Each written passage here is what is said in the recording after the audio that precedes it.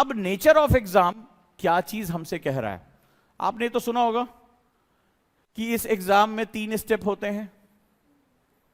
चलो देख लेते हैं कौन कौन सा। प्री, मेंस, इंटरव्यू, यही? किसने किसने सुना है? चलो बताओ प्री क्या होता है? सबसे पीछे प्री क्या होता है?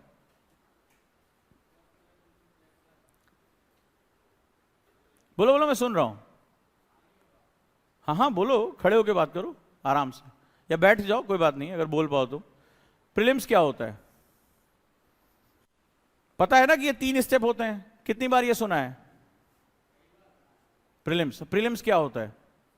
प्री हमारा एमसीक्यू टेस्ट है, जो हमारे दो पैटर्न में होता है, एक सीसेट और एक ईएस, तो जनरल स्टडीज। हाँ, और जैसा कि हम देखते हैं इसमें जनरल स्टडीज में 100 क्वेश्चन पूछे जाते हैं, 1 क्वेश्चन 2 नंबर का होता है, पूरा 200 नंबर का होता है। सीसेट हमारा 200 नंबर का होता है, लेकिन इसमें 80 क्वेश्चन पूछे जाते हैं। तो इसका नेचर एमसीक्यू क्यों रखा गया है? आप लोग लिखो, मैं अपनी हर बात को प्रूव करता हूं। इसका नेचर एमसीक्यू क्यों रखा गया है? एमसीक्यू क्या होता है? इन्होंने बताया कि प्रीलिम्स क्या होता है। जीएस होता है, सीसैट होता है, इतने क्वेश्चंस आते हैं, यही सबको पता है, 99% को भी ये पता है। जिसको ये पता है कि ये प्रीलिम्स ऑब्जेक्टिव क्यों होता है और ऑब्जेक्टिव क्या होता है, उसके लिए एग्जाम आसान है। आज तुम्हें यहां प्रूव करके भेजूंगा कि तुम्हें एग्जाम के बारे में कुछ नहीं पता। तुम्हारे फेल होने का रीजन तुम्हारे अंदर मौजूद है। तुम गायन प्रतियोगिता में तलवार चलाने जा रहे हो, या तलवारबाजी की प्रतियोगिता में तुम राग मल्हारी गाने जा रहे हो, तो तुम्हारी प्रॉब्लम यह कि तुमने कहा कि सर बहुत मन से गाना गाया। अबे तुम्हारा गाना सुनने थोड़े ना कोई आया था, वहां तलवारबाजी की प्रतियोगिता चल रही थी। तुम गलत प्रतियोगिता में गलत चीजें कर रहे हो, उसके बाद कहते हो सर मैं मेहनती बहुत हूं। क्या करेंगे तुम्हारी मेहनत का? तुम किसी ऐसी प्रतियोगिता में गए कुश्ती देखने के लिए, कुश्ती चल रही, वहां डांस शुरू हो जाए तब, और तुम कुश्ती के बहुत बड़े शौकीन हो, तुम कुश्ती के लिए अपना टाइम और पैसा खर्च करके गए हो, तो सेम चीज तुम यही कर रहे हो यूपीएससी के साथ। इससे पहले मैं सेमिनार में बताया था वो क्या चाहता है, दैट इज इंपॉर्टेंट। तो आप ये एग्जाम देने जा रहे हो, एमसीक्यू क्या होता है? मल्टीपल चॉइस क्वेश्चन, ठीक है। क्या होता है? ऑब्जेक्टिव। ऑब्जेक्टिविटी किसे कहते हैं? वस्तुनिष्ठता किसे कहते हैं? निष्ठ यानी यही है, इसी में, इति, ये निष्ठ है। कहते हैं निष्ठावान, यानी इसके साथ ये जुड़ा हुआ है। इसका मतलब है मेरे पास जो 4 ऑप्शंस हैं उसमें एक पक्का सही है, एक पक्का सही है, इन्हीं 4 में से एक आंसर है। बेसिकली जो ऑब्जेक्टिविटी होती है, ऑब्जेक्टिव होना, ऑब्जेक्टिव का मतलब होता है भीड़ में संकेंद्रित होकर देखना, यानी आपके विस्तार से आपके केंद्रीकरण होना। जैसे मैग्नीफाइंग ग्लास देखा है, तो सूर्य की किरणों को समेट के क्या कर देता है? एक बिंदु पे लेकर आता है। तो ऑब्जेक्टिविटी कहता है कि आपने जो चीजें पढ़ी हैं, जो संकल्पनाएं, कॉन्सेप्ट समझे हैं, उसमें से सही तथ्यों की तुम जांच पड़ताल कर सकते हो या नहीं कर सकते हो। एक्चुअली में अगर मैं तुमसे कहूं, इसका मतलब होता है रीजनिंग एबिलिटी। रीजनिंग एबिलिटी, ये कोई हल्की फुल्की बात नहीं। प्री है, एमसीक्यू है, ऑब्जेक्टिव है। रीजनिंग एबिलिटी का मतलब क्या होता है? किसी भी बुद्धिमान इंसान के लिए, बड़े ध्यान से समझना, किसी भी बुद्धिमान इंसान के लिए जो बुद्धि का पहला सेगमेंट है, बुद्धि का पहला सेगमेंट क्या होता है? रीजनिंग होना। रीजनिंग का मतलब होता है उसके कारण कथन प्रभाव के बारे में जानकारी। रीजनिंग क्या कहता है कि क्या कारण है, एनालिटिकल माइंड होना चाहिए, और क्या प्रभाव है। What is the reason, what is the effect? Reason effect है। तो ये क्या है? ये रीजनिंग माइंड है। रीजनिंग माइंड मतलब है सोचने की शक्ति का आगे प्रसार होना। तो मैं बार बार रीजनिंग की बात कर, रीजनिंग का मतलब होता है सामने दिए गए फैक्ट्स में से अपने काम का फैक्ट चुन लेना, ये रीजनिंग होता है। This is known as reasoning. तो ये यूपीएससी प्रीलिम्स का जो एग्जाम है वो कुछ और नहीं है, रीजनिंग है। हाल ही में साइंटिस्ट ने ये किया, इस कथन पर विचार करिए, फॉलोइंग दीज सेंटेंसेस 1 2 3 4, ऐसे क्वेश्चन आते हैं। महात्मा गांधी के आंदोलन पे निम्नलिखित कथन पे विचार करिए। फॉलो द स्टेटमेंट 1 2 3 उसके हम 4 अलग कि महात्मा गांधी ने ऐसा किया, महात्मा गांधी का इन्होंने सहयोग किया, इसका ये प्रभाव रहा, उस समय का जो है वाइसराय या जो गवर्नर जनरल था वो ऐसे ऐसे काम कर रहा था। आपने 4 बातें वहां पे कर दी। उसमें से आपसे कह रहा है कि इसमें से सही बात कौन सी है। तो रीजनिंग क्या होता है, रीजनिंग हमें एक ओवरऑल पिक्चर देख के अपनी चीज को चुनने की ताकत देता है। रीजनिंग का यह प्रभाव होता है और माना जाता है, दुनिया भर के दार्शनिक ये कहते हैं कि इंसान को ज्ञान प्राप्त करने के लिए, नॉलेज, विजडम अटेन करने के लिए उसका रीजनिंग माइंड होना बहुत जरूरी है। क्यों? क्योंकि रीजनिंग माइंड से ही वो न्यू नॉलेज, वर्ड लिख लो इसको, न्यू नॉलेज को एक्वायर कर सकता है। बड़े ध्यान से लिखना, आज तुम्हें पता चलेगा तुम्हें प्रीलिम्स के बारे में ही नहीं पता था और तुम पूरे टाइम प्रीलिम्स तैयारी कर रहे हैं, प्रीलिम्स की तैयारी कर रहे हैं, तो तुम्हारे सामने किताबें रख दी जाती, नोट्स रख दिया, तुम अभी उसको यूटिलाइज ही नहीं कर पाते। तो न्यू नॉलेज का होना, अब न्यू नॉलेज का होना क्यों जरूरी है ये समझो। मैंने अभी इससे पहले बताया नेचर ऑफ एग्जाम। मेरी बातों को लिखते जाओ, इस पर आपको घर जाकर आज ऐसे लिखना है।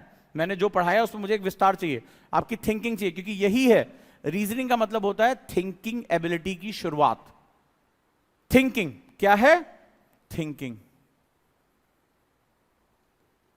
विचार करने की शक्ति। तो विचार करने की शक्ति, पावर ऑफ थिंकिंग। क्यों? अब जरा इसको सुनो ध्यान से। नेचर ऑफ द एग्जाम क्या कहता है? यूपीएससी तुम्हारा सिलेक्शन किसके लिए करेगा? ऑफिसर्स, ऑल इंडिया लेवल, यही है। आप अधिकारी बनोगे या कुछ और बनोगे? ये तो कंफर्म है ना, अधिकारी बनने के लिए। अधिकारी के सामने ये अधिकारी क्या, कौन सा होता है? लोक सेवक होता है, पब्लिक सर्वेंट होता है। क्या होता है?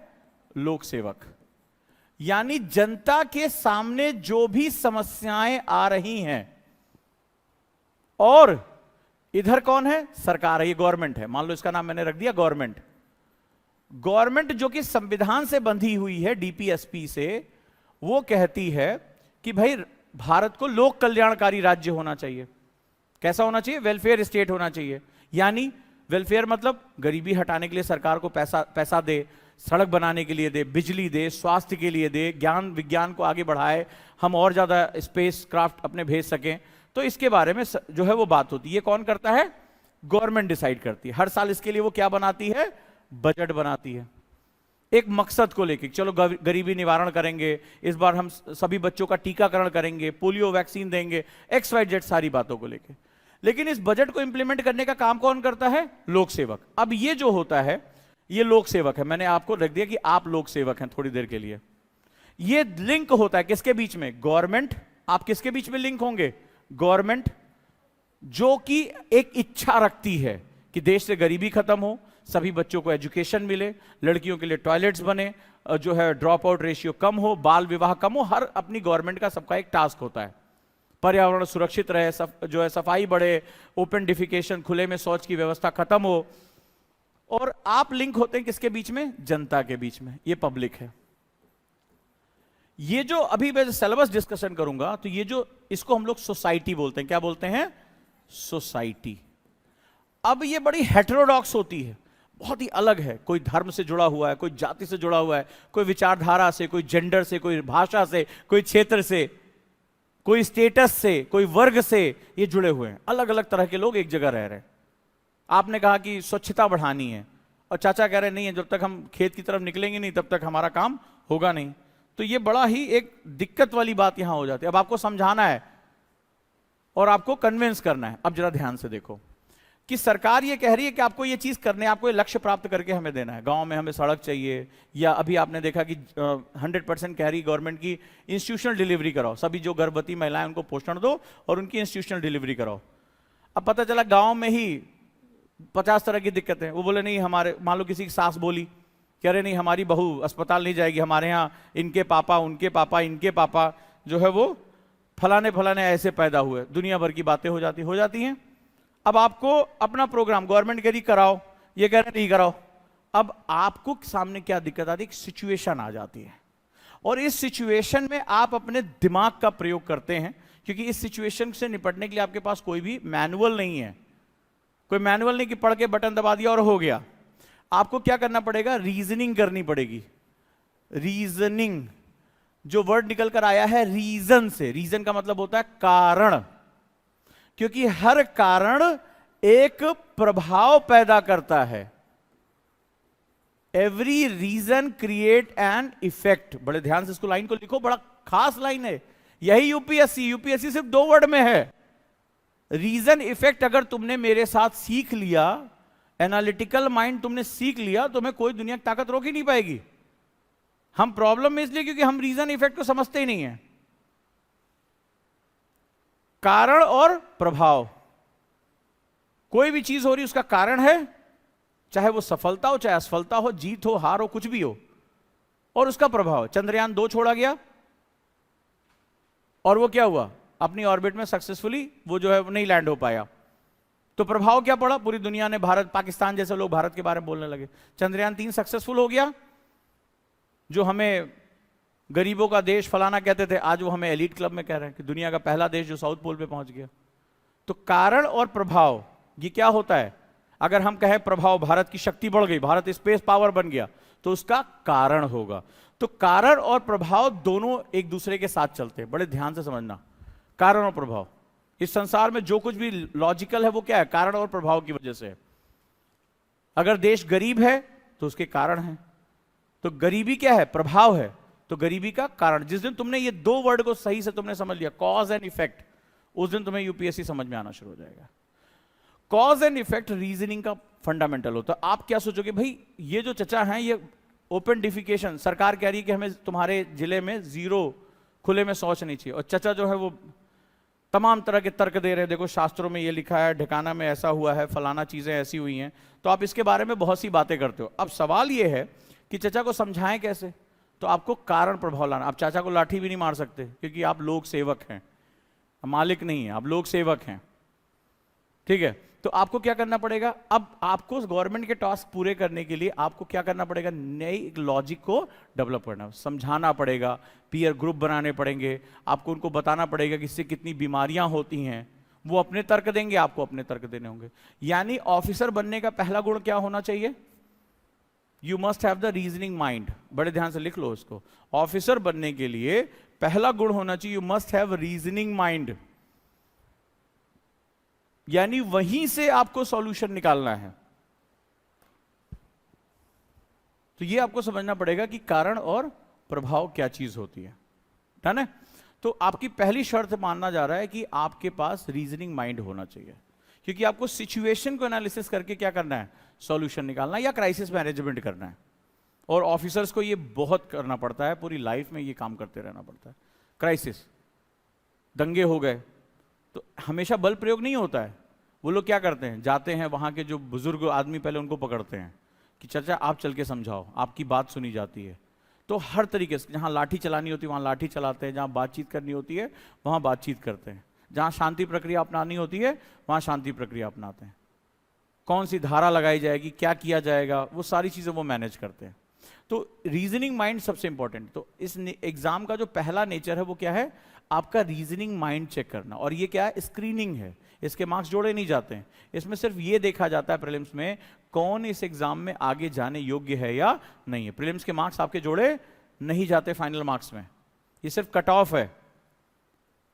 तो वो किस लिए, ताकि ये देखा जाए कि आप सीरियस कैंडिडेट हो या नहीं हो। अब आ जाओ मुख्य परीक्षा पर, मेंस पे। मेंस क्या है, what is the mains, pre समझ में आया, ये सिर्फ एमसीक्यू नहीं है, ये आपका कैरेक्टर है। तो अगर आप आज से जब पढ़ना शुरू करें, तो अगर आप रीजनिंग माइंड के हैं, तो जब मैं सिलेबस एनालिसिस कराऊंगा तो उसका मकसद क्या है, आपका रीजनिंग माइंड चेक करना। ये सिलेबस हम लोग रट लेते हैं, सिलेबस रटना नहीं है। मैं चाहता तो आज उठाता और सिलेबस पढ़ाना, बहुत से लोग कह रहे होंगे सिलेबस नहीं पढ़ा रहे हैं, फलाना नहीं कर रहे हैं, जरूरत ही नहीं है इसकी तुम्हें। सबसे पहले जानो तो मुझे पढ़ना क्यों है और पढ़ने का मेरा मकसद क्या है। अब जब तुम कॉज एंड इफेक्ट के साथ पढ़ोगे सिलेबस, तब तुम्हें समझ में आएगा कि ये चीज जो पढ़ाई जा रही है, इसमें कहीं नहीं लिखा है कि हम महिला सशक्तिकरण पढ़ने जा रहे हैं तो महिला सशक्तिकरण के प्रभाव क्या क्या होंगे। अब तुम ऑटोमेटिकली, अगर तुमने आज मेरी इस पॉइंट को लिखा कि अब से जो हमें पढ़ना है कॉज एंड इफेक्ट के साथ पढ़ना है, अपने आप तुम ढूंढना शुरू कर दोगे।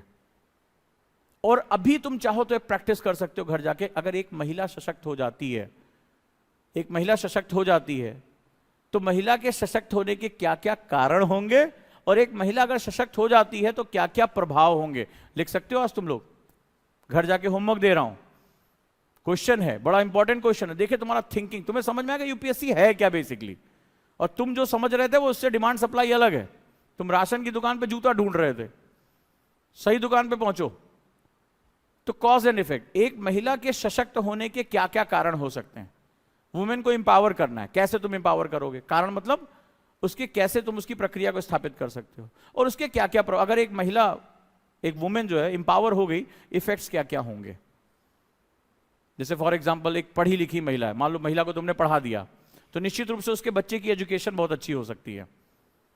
वो अपने बच्चे की एजुकेशन के साथ साथ बच्चे की हेल्थ को लेकर भी कंसर्न हो सकती है, क्योंकि मां से ज्यादा अपने बच्चे की हेल्थ की देखभाल और कोई नहीं कर सकता। तो उसके हेल्थ को लेकर सबसे, अगर मां इस चीज को अवेयर है तो इसका मतलब बच्चा के स्वास्थ्य क्या हो जाएगा, अच्छा हो जाएगा। डेमोग्राफिक डिविडेंड का तुम्हें लाभ मिलना शुरू हो जाएगा। क्लियर है? तो पहली चीज तो ये हो गई। और सोचो, तो अगर सोचोगे, अब मैंने कहा सोचो, तो यूपीएससी में जब रीजनिंग आ जाती तो फिर अगला स्टेप होता है सोचना।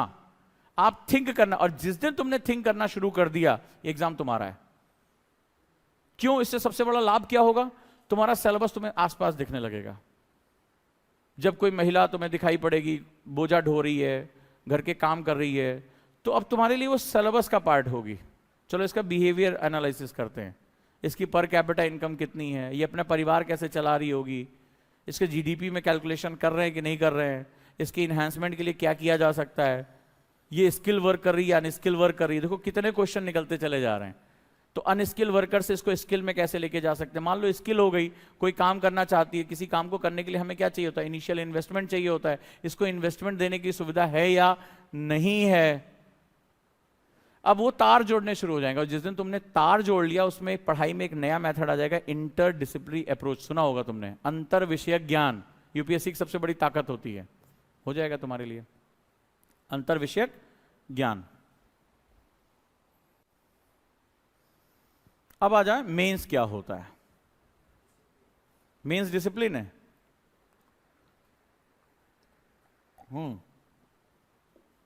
एक पार्ट तो अच्छा है तुम्हारा। मेंस और क्या है? मुख्य परीक्षा। सुना है कि नहीं सुना इससे पहले?